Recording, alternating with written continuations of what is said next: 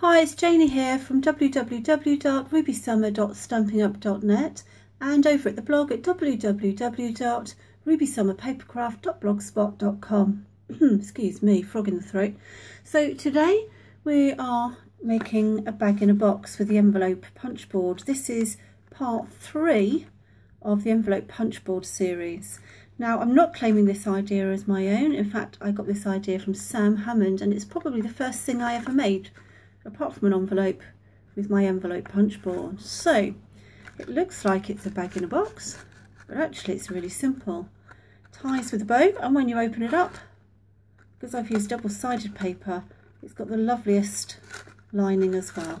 So everything's lovely and neat and tidy. So there we are, there's the inside.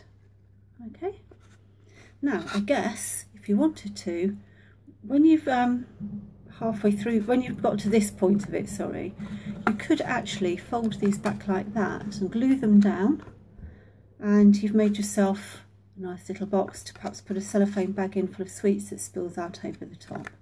But we're not doing that today.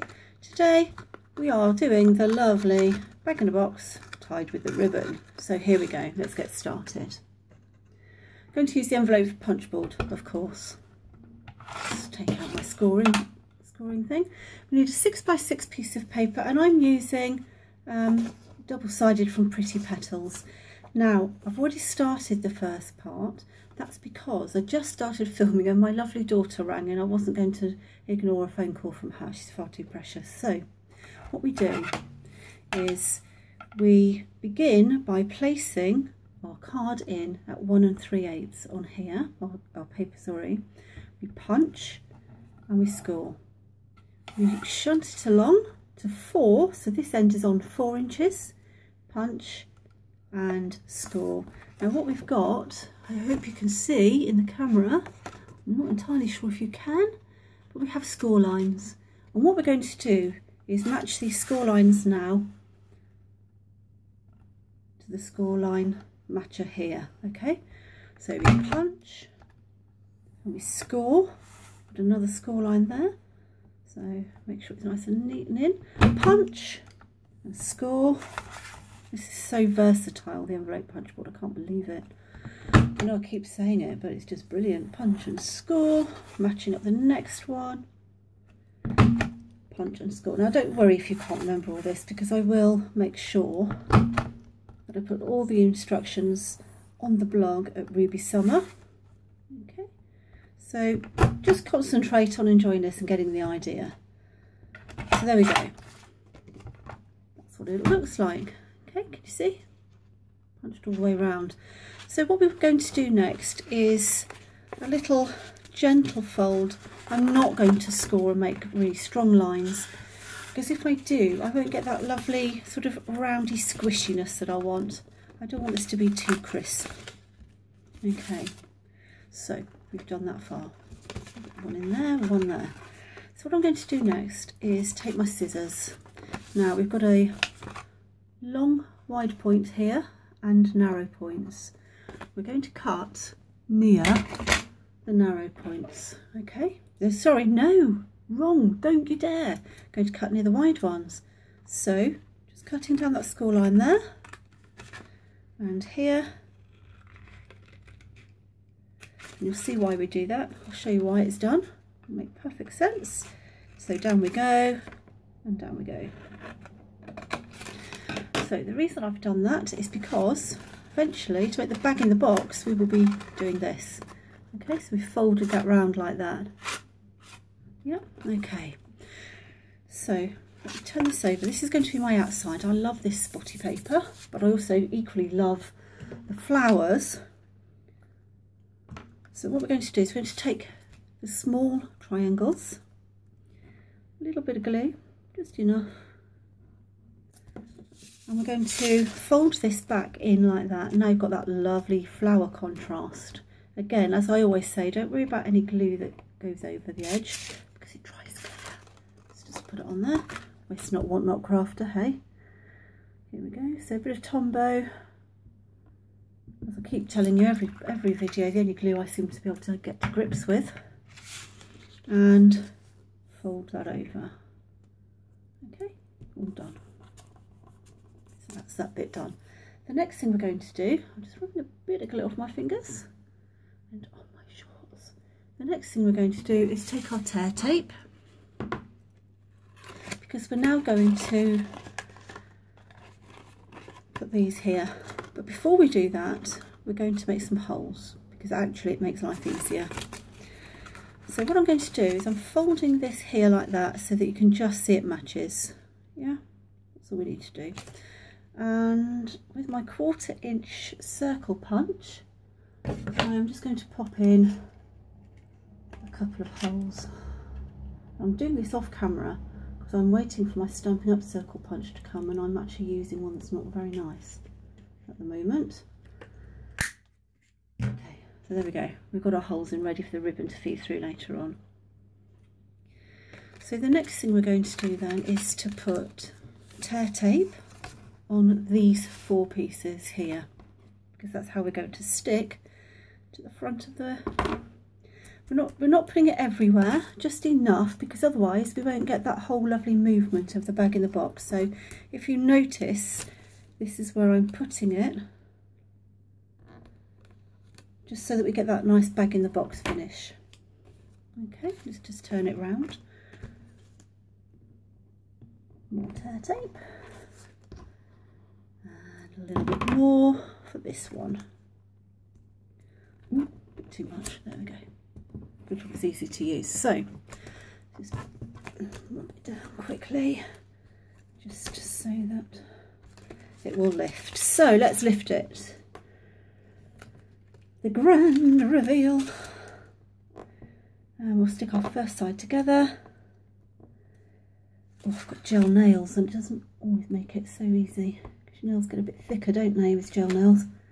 I'm sure most people, a lot of girlies will know. Oh, for goodness sake, it's one of those days, isn't it? I say that every single video, one of those days. My nails are too long now. Okay, so what we're going to do then is we're going to lift this up here like that nicely.